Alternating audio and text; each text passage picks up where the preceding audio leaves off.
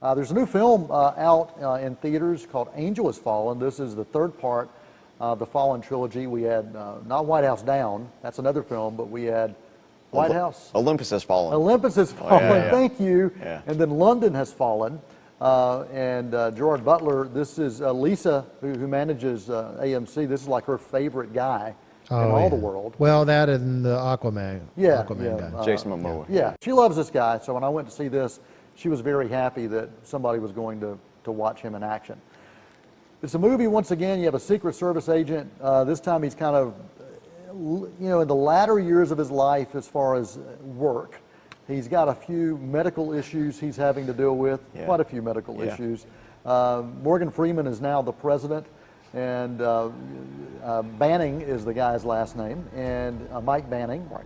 And he is up for the possible job of being the director of the Secret Service. That starts the thing off, and then there is a major attempt on the life of the president, and this happened in the first 15 minutes. You've seen the trailer. You've seen the trailer. The entire Secret Service crew, everybody, they get killed except for Banning. And so at that point, all fingers are pointed to him as the one that set this up. So dive in, and anything else you want to share about the story, or we can just dive into our thoughts. Yeah, well, he's the one that saves the president, which is played by Morgan Freeman, and then Freeman kind of is in a coma the rest of the movie. Probably one of his easiest paychecks he's ever gotten. But he didn't have too many speaking roles. But not too many speaking scenes in this movie. But then there are some other, corrupt agents, corrupt friends of Banning who frame him for the attempt on the president's life. And there's some pretty convincing evidence laid out. And so then we kind of just see him going on the run. It's very much like Harrison Ford's The Fugitive. That's the story structure. But not quite as good. I'm going to say not quite as good. So I think I didn't like this film nearly as much as I was hoping to. I really liked Olympus Has Fallen and London Has Fallen. I know a lot of people hate London Has Fallen, but honestly, it's my favorite of the trilogy. Mine I think we're both on the same page there. But this film just felt way too predictable for me. I'm all for good, dumb action movies, but this one was a little bit too dumb for me.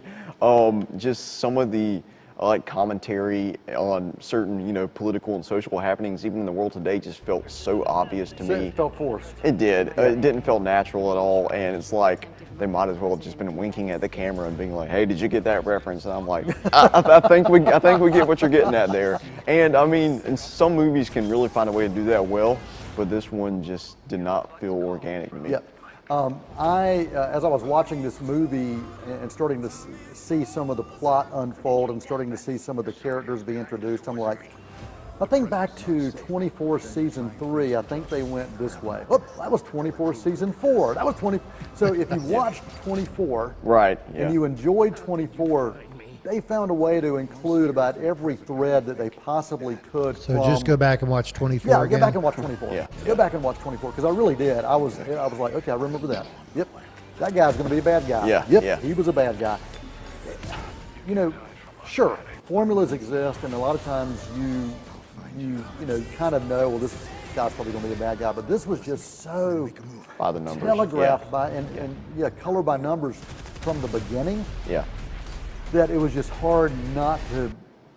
It was hard not to like it. If that makes sense. I wanted to like it. I wanted to love it, but I didn't. But a saving grace was Nick Nolte as Banning's dad, who was kind of like a Unabomber character who was living off the grid and away from everything.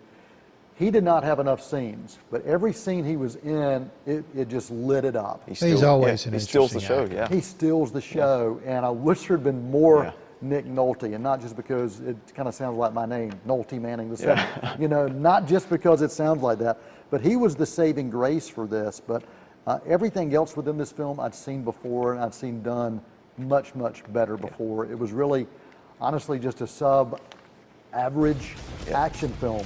A lot of people were out there watching it when I went to see it, and they were enjoying it. And it is formula, and if you're looking for formula action, it's there with not a lot else. Yeah, I mean, some of the action scenes are really technically impressive. Awesome sound design. Some of them are shot well and edited well, but then other ones are just kind of give you a headache. And there's one scene in particular that takes place at night in a car, and it was just like shaking the entire time. And it was too dark. It was way too Yes. dark. You could not tell a thing that was going on.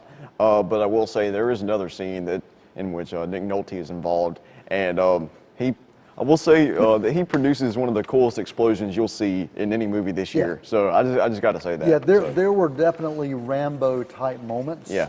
With his character, and yeah, the action and explosives were pretty Yeah. solid for Yeah. that scene. C plus is really the best I can do, and honestly, it would have probably been a C minus or a D plus had it not been for Nick Nolte. Yeah, I'm at a C, right below you there. So I mean, glad I checked it out. Worth it just out of curiosity's sake, but not one I'm going to be rushing back to see again. Gotcha. Well, we've got.